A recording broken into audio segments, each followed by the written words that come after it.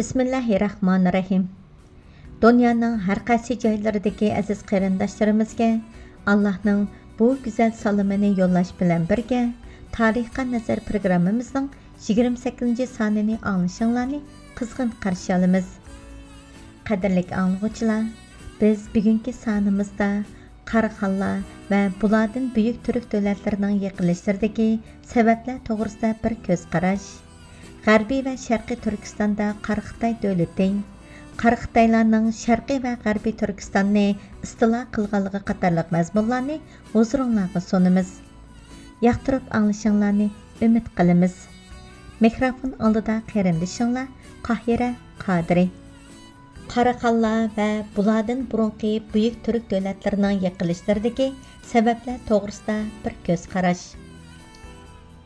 Hunlar, Jujanlar, Yevtillar, Ko'k turklar, Turkashlar, Uyg'urlar va Qaraxonlarga o'xshash turk dunyosida cho'ng davlatlar qurgan xonadonlarning eng uzun 300 yildan uzoqqa qolmay yiqilganligi tarixdan ma'lum bo'lmoqda. Bu davlatlarning yiqilishida albatta o'xshamagan ba'zi sabablarning bo'lishi tabiiy. Lekin ba'zi hozirgi zamon tarixchilarining tushunchalariga qaraganda bu davlatlarning yiqilishida eng muhim mundaq bir o'xshash sabab bor. Qadimgi zamondan tartib turk to'plamidagi har bir kishining nazarida mustaqillik har qanday narsadan aziz, ya'ni ustun turadigan haqqi edi. Shuning uchun eng oliy hukmdor bo'lgan zot har qaysi o'lkalardagi yerli xonlarning va baglarning mustaqilligiga hurmat qilishga va faqat yot dushmanga qarshi otlanganda butun turk qavmlarining bir bayroq ostida birlashib kurash qilishga qanoat qilishga majbur edi. Yerli xon va baglar bo'lsa eng oliy hukmdor bo'lgan kishini, ya'ni turk qavmlarining ittifoqi va mavjud bo'lib turishining homisi deb qarab hurmatlab itoat qiladi. Uning ustiga mamlakatning markazdan uzoq qismlarga mas'ul hukmron jamiyatidan bo'lgan naib, ya'ni muavin o'z yerida to'liq huquqliq mustaqil bir hukmdordek saltanat suratdi. Ishki, tashqi, askariy va moliya ishlarining hammasi bu naiblarning ixtiyori va salohiyatiga bog'liq edi. Bu xonlik va naiblik mansablari dadasidan bolasiga miros qoladi.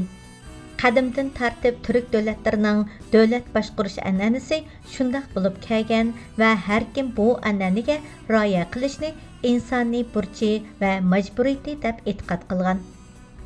Bir davlat qurilib oradan bir zaman o'tgandan keyin naiblar yoki yerli xonlardan ba'zilari hasadxo'r va shaxsiyatchi bo'lib chiqib, cho'ng hukmdorga osiylik qiladi. Öz joylarda azaldan mustaqil bo'lib, askariy va moliya va boshqa ishlarning ixtiyori o'z qo'lida bo'lgan bu osiylarning isyoni o'ng'ayla muvaffaqiyatga erishadi. Yana bir tarafdan turklar ichida parakandichilik paydo bo'lish fursatini kutib turgan qo'shni davlatlarning bu isyonchilarga yordam berib, davlatni ojizlatish uchun hech bir qiyinchilik yo'qdi. Qisqasi, bu xil idora qilish an'anasi ishki urushga maydon hozirlash va tashqi dushmanning hujumiga yo'l ochib berishning muhim sababi bo'lib, buning bilan davlat markazi ojizlab, davlatning munqaris bo'lishi tabiiy ahvolga aylanib qoladi. Bu kitobda vaqaliklar bayon qilingan turk davlatlarining tarqalib ketishi va yiqilishidagi hodisalarni tahlil qiladigan bo'lsak, har qaysi davlatlarning yiqilishidagi eng muhim sababning yuqoridagi sabab ekanligini oshkora ko'rib olamiz. G'arbiy va Sharqiy Turkistonda Qaraxtay davlati. Manjuriyaning janubiy qismida o'ltiraqlashgan Xitoy ismli kuchli bir turk qabilasi bor edi. Bularni turkistonliklar Xitoy deb ataydi. Xitoy tarixlarida bularni Liao deb atashlarning sababi bular hukumat qurib xonadoniga Liao sulolasi deb nom berganligidir. Bularning asli yurtlarini hozirmo Liaoning deb ataydi. Xitoy qabilasi qadimdan tartib terilg'u va tijorat bilan shug'ullanib, tinch yashab kelgan bir qavm edi. Ko'kturk qag'anligi davrida bu qag'anlikqa tava edi. Keyingi qutlug' ko'kturklar davrida Xitoylar qattiq qalayimqanchilik tug'dirib isyon chiqardi. Qapag'an qag'an bularning isyonini xili tasdiqlab besiqtirgan. Көктүрк дövletining ikkinchi qitim yıqılgandan keyin Xitaylar asta-asta güçlənib, fursat kelgeniçə yurtlarını kengaytishga tirishdi. Sharqiy Uyg'urlarni mag'lub qilib, Mo'ng'ulistonda hukm surayotgan qirg'izlar bilan davomli tirkishib turadi. Oxirida Xitaylar Yuli, ya'ni Yeluyxan ismli xonning rahbarligida qirg'izlarni mag'lub qilib, ularni Urxun bo'yidagi poytaxtini ishg'ol qilib, qirg'izlarni asli yurtni bo'lgan Yansaga qo'g'ilibdi. Shuning bilan Xitaylar Urxun bo'yidagi bir shaharni poytaxt qilib, butun Mo'ng'uliston va Manjuriyaning janubiy qismini o'z hokimiyati ostiga oldi. Hijriy 258, ya'ni milodiy 871 yili Geli xon 3000 otliq askari bilan Shimoliy Xitoyga hujum qilib, Pechili viloyatini elib, Beijing shahrini poytaxt qildi. Geli xon o'z davlatini, ya'ni u davrda Xitoyning hukmdori bo'lgan Song sulolasi imperatorligidan muvaffaqiyatli bilan mudofaa qilib turgan edi. Yeluyxan o'lgandan keyin o'g'li xon bo'ldi va o'zini Shimoliy Xitoy va Sharq turklarining imperatori deb e'lon qildi. Hijriy 381, ya'ni milodiy 991 yili Xitoylar Manjuriyaning o'tir qismida yashayotgan Tunguz turklarning Jurjin qabilasini o'ziga bo'ysundirdi. Hijriy 383, ya'ni milodiy 993 yili Xitoy imperatori Koreyani ishg'ol qildi. Mana bu Xitoy davlatining eng kengaygan davri hisoblanadi. Hijriy 395, ya'ni milodiy 1004 yili Xitoylar Chinga hujum qilib, shu chaqdagi poytaxti bo'lgan Kayfingni muhosiraga oldi. Chin imperatori Xitoy xoniga har yili bir miqdor boj berish sharti bilan sulh qilib, o'zini va davlatini yo'q qilishdan saqlab qoldi. Shuning bilan Chin davlatimi Xitoy davlatining nufuzi ostiga kirdi. Bu yerdan boshlab Xitoyni o'z milliy rivoyatlarimizga asosan Xitoy deb yozamiz. Xitoy davlatining territoriyasi g'arbda Qaraxonlar davlatining chegarasiga tutash edi. Bu sababdan Hijriy 408, ya'ni milodiy 1018 yili Xitoylar 100 mingga yaqin askari bilan Sharqiy Turkistonga kirdi. 6 oyga qarab ilgirlagan bu qo'shin 2 o'guz, ya'ni hozirgi Oltay va Emil, ya'ni cho'chakni oldi va texmo ilgirlab minglaqni oldi. Buningga qarshi Shimoliy Ilxoni 2 Tug'anxon Xitoylarga qattiq zarba berib, og'ir holda mag'lubiyatga uchratdi va chegaralargacha qo'g'lab, ko'p qismini o'ldirdi va 10 mingga yaqinni asirga oldi. Bu mag'lubiyat natijasida Xitoy xoni Qaraxonlarga boj to'lashga majbur bo'lib, xili uzun bir muddatgacha Qaraxonlikning nufuzi ostida qoldi. Shuningdan tartib Xitoy davlati burunqidek kuchga ega bo'lolmadi. Xitoy davlatiga tava bo'lgan Jurjinlar Hijriy 515, ya'ni milodiy 1120 yili isyon chiqardi va 5 yil davom qilgan bu ichki urush natijasida milodiy 1125 yili Jurjinlar Xitoylarning poytaxti Beijingni ishg'ol qildi va shuning bilan Xitoy davlati yiqildi. Xitoylarning bir qismi Jurjinlarga bo'ysundi va bir qismi qochib Yansay daryosi bo'ylari, ya'ni qirg'izlar yurtiga kelib yerlashdi. Lekin qirg'izlar Xitoylarni bu joyda aromida qo'ymadi va ular boshqa yerga ko'chib ketishga majbur bo'ldi. Xitoylar janub tarafga minib, Qaraxonlardan yer tiladi. Shimoliy Ilxonni ularga Emil o'lkasida yer ko'rsatib berdi. Xitoylar Emil o'lkasiga yerlashgan chog'da Qaraxonlar davlati toza ojizlashgan chog' edi. Bu vaziyatdan foydalangan Xitoylar Emil o'lkasida bir xonlik qurib chiqib, Emil shahrini poytaxt qildi. Aslida kichik bir shahar bo'lgan bu joy oz bir muddat ichida 40 ming nüfuslik cho'ng bir shaharga aylandi. Bu shaharning xarobillari hozirmi mavjud. Mana Sharqiy Turkistonga ko'chib, Emil o'lkasiga yerlashgan bu Xitoylarni turklar Qar Xitoylar deb ataydi. Chin tarixlarida Shilyo deb yozadi. Har ikki so'zning ma'nosi o'xshash, ya'ni G'arbiy Xitoy degandikdir. Qar Xitoylarning Sharqiy va G'arbiy Turkistonni istilo qilganligi. Qaraxanlar dövləti barğansırı acizləşib, nəhayət kuchsiz və nüfuzsuz bir holatga kelib qolgan və G'arb Tavğaş Qaraxanlıqı Selçuk Sultani Sanjarning himayasi ostiga kirgan edi. Shimoliy Ilxonliqdagi qabilalar orqa-orqadan isyon chiqarmoqda edi. Qaraxan hükümdarları aysh-ishrat bilan bo'lib ketgan va bu davlat cho'kish davrini yashmoqda edi.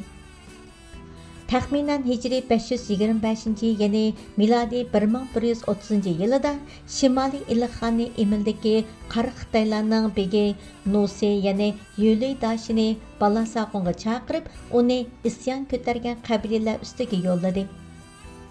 Nusi isyonchilarni mag'lub qilib, ularni Ilxonga bo'ysundirdi. Ilxon bu xizmatiga mukofot uchun Yeluy Dashini askar beshilik mansibga tayinladi va Balasaqonda turishga buyurdi. Yeluy Dashi ko'rinishda nihoyatda sadoqatlik bilan xizmat qilganda qilib, asta-asta Emildagi odamlarni Balasaqonga elib kelib, 3 yil ichida yeniga xili kuchli bir quvvat to'pladi va butun ishini qo'lga olib oldi. Hicri 528 ya'ni milodiy 1134 yili tuyuqsiz bir hujum bilan Ilxonni va butun xonadonini qo'lga oldi va 3-4 oy ichida Shimoliy Ilxonligiga tava butun joylarni ishg'ol qildi. Hicri 530 ya'ni milodiy 1136 yili Qashqarga hujum qildi va Qaraxonni mag'lub qilib Qashqarni oldi. Yerken, Xotan, Kucha va 3 qatorliq joylarni qisqa bir zaman ichida bo'ysundirdi. Shuning bilan Qaraxonlar davlati butunlay yiqildi. Bu g'alabiyatdan keyin Yeluy Dashi o'zini Gurxon, ya'ni Cho'ngxon deb e'lon qildi. Yeluy Gurxon Qaraxonlarning idoriy boshqarish an'anasiga rioya qilib, bo'ysungan yerlik xonlarga ishki jihatda mustaqillik berdi. Xotan xonlaridan Qilishxon, Uyg'ur xonlaridan Ediqut, Qarluq xonlaridan Bayg'ula bu xonlardan tarixda mashhur bo'lganlardir.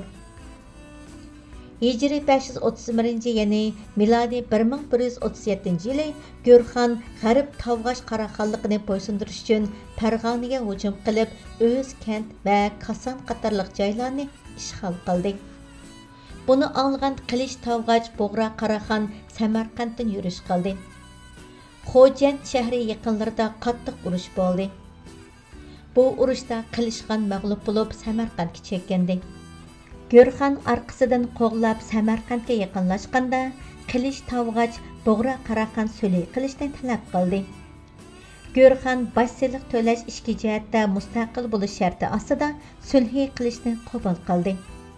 Sulh bo'lgandan keyin Gurxon Qilish Bo'g'raxonni G'arbiy Turkistonning hukmdori deb e'tirof qilib, Gurxonning bir oliy darajalik amaldorini va yetarlik sonda askarlarni qo'yib, o'zi Balasaqonga qaytdi.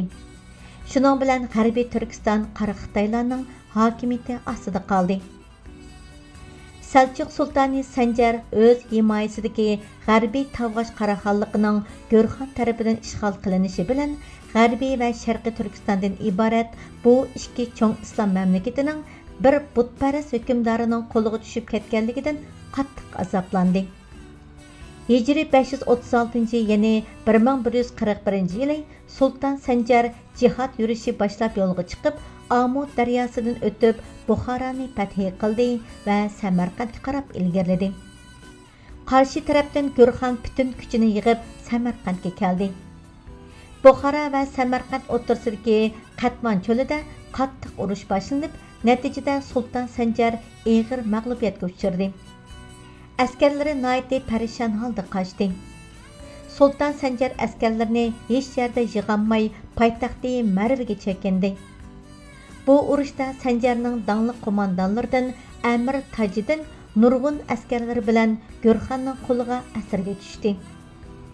Gurxon bularni Balasaqonga elib ketdi.